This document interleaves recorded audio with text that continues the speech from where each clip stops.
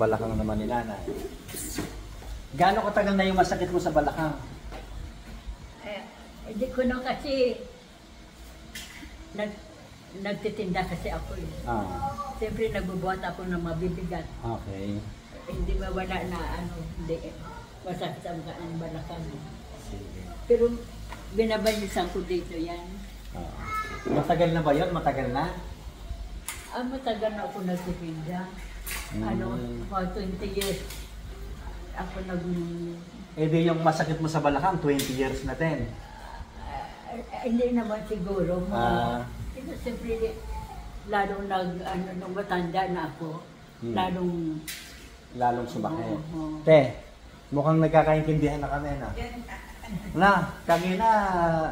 Kasi tutulungan kami daw, yan yung sinisigawan pa namin siya. Yun nga eh. Kasi ganyan lang siya. Pero ngayon, pag malayo siguro hirap siya. Pero ngayong... Ganyan daw. Ano lang, naintindihan niya kahit malapit. Sige. Yung masakit sa balakang, Nay, hindi natin nahawakan yung balakang mo. Ang hahawakan natin, yung tuhod mo. Kaya sumasakit ang balakang mo kasi dahil sa tuhod. Ang problema sa tuhod. Pag naayos ang tuhod, mawawala yung masakit sa balakang. Okay pa? Sige. Sige. Ganyan.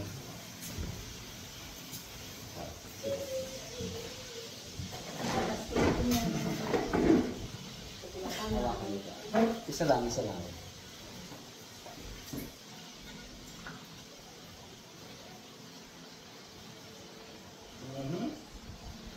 Ito sa tuhod Yun.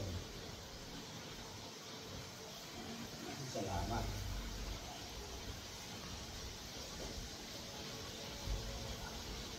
Okay.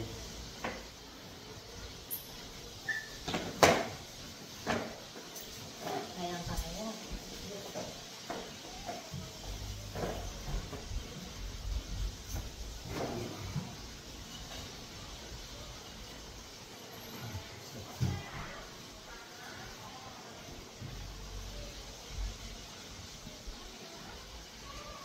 Okay na. Tayo po kayo na. Lakad po kayo doon. Tignan nyo nga kung masakit pa yung balakang niya. Sexy ni nanay, no? Mas sexy pa si nanay eh. Aray daw. Aray. Tignan mo naman si nanay, oh. Ano na, masakit pa yung balakang mo? Hindi na. Hindi na gaano. So, meron pa. May konti pa. Kasi, ang magsisimot dyan, yung exercise. Tuturuan kita ng exercise, gawin niyo po yon para masimot po yung masakit. Naintindihan niyo pa? Narinig niyo ako? Anong ibigay mo sa akin?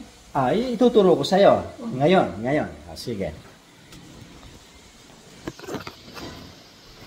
Ang una, upo ka dito.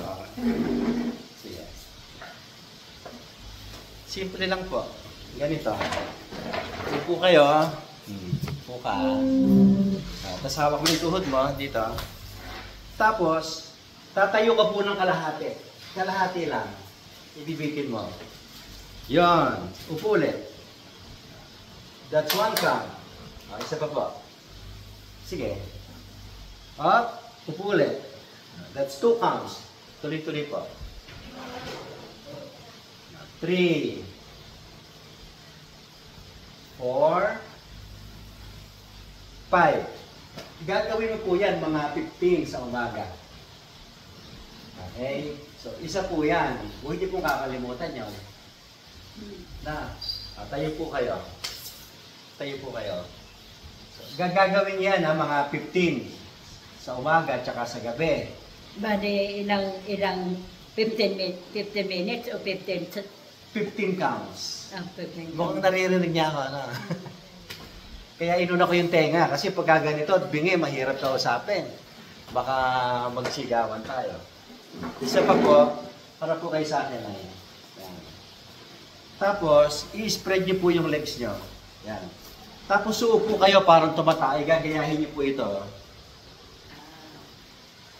Parang tumatay po. Upo kayo na eh. Parang mag-upo. Yes. Squatting, ang tawag po dyan. Sige po. Ganyan. O, sige. O, tayo. 1, sige. 2. Pwede niyo pong isagad. Nakakadalawa na tayo. Sige po, sagad niyo. Hanggang baba. 3, 4,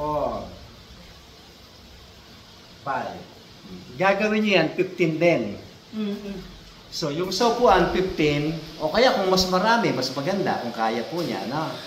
Tapos, tsaka yan din po, mga 15 din po. Okay?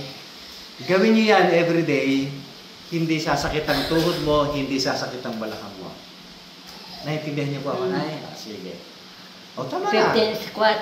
Tinuro ko na ngayon, kayo na ang gagawa nun sa bahay niyo. Ha? Gagawin niyo sa bahay niyo yan araw-araw, no? Oo. Sige. Ngayon, ang tanong ko ganito. Dati po ba nagagawa niyo yun? Hindi. Hindi niyo kaya, no? Mahirap. Pero ngayon, nagagawa mo na. Siyempre, nandito ako.